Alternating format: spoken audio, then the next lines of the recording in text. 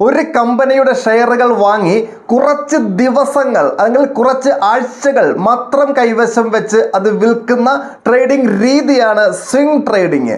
കുറേ മാസങ്ങൾ അല്ലെങ്കിൽ കുറേ വർഷങ്ങളൊക്കെ ഷെയറുകൾ കൈവശം വെക്കുന്നത് ലോങ് ടൈം ഇൻവെസ്റ്റ്മെന്റ് എന്നാണ് അറിയപ്പെടുക. ഇന്നിപ്പോൾ എവിടെ നോക്കിയാലും സ്വിംഗ് ട്രേഡർമാരാണ്.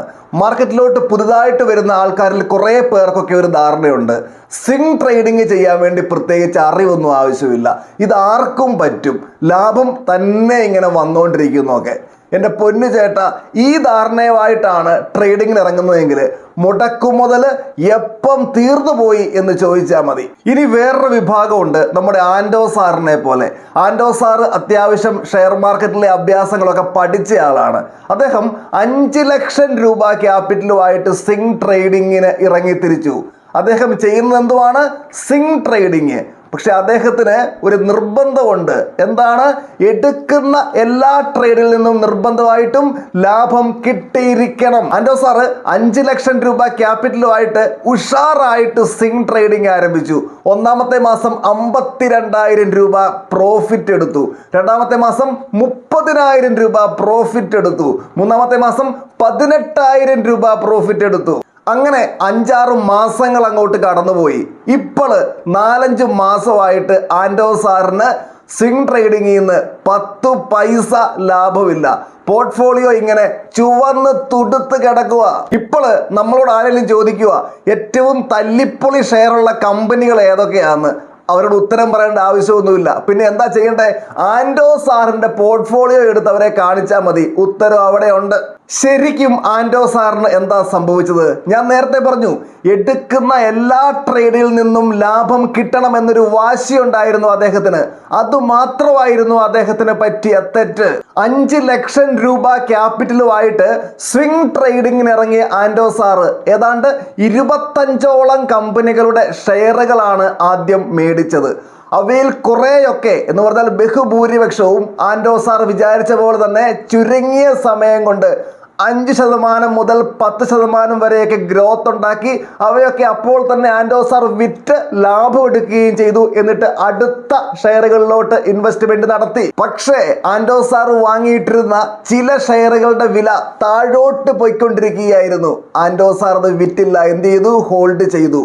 സകല സപ്പോർട്ടുകളും തകർത്ത് ആ ഷെയറുകളുടെയൊക്കെ വില താഴോട്ട് പോയിക്കൊണ്ടിരുന്നപ്പോൾ ആൻഡോ സാർ പറഞ്ഞു, അവയൊന്നും വിൽക്കുന്നില്ല, അവയൊക്കെ എന്തുവാ എൻ്റെ ലോങ് ടൈം ഇൻവെസ്റ്റ്മെന്റുകളാ. പതുക്കെ പതുക്കെ ആൻഡോ സാറിന്റെ പോർട്ട്ഫോളിയോയിൽ ഇത്തരം ഐറ്റങ്ങൾ കൂടി വന്നു. അതോടൊപ്പം ഓരോ മാസവും കിട്ടിക്കൊണ്ടിരുന്ന ലാഭം കുറഞ്ഞു വന്നു. കാരണം എന്താ?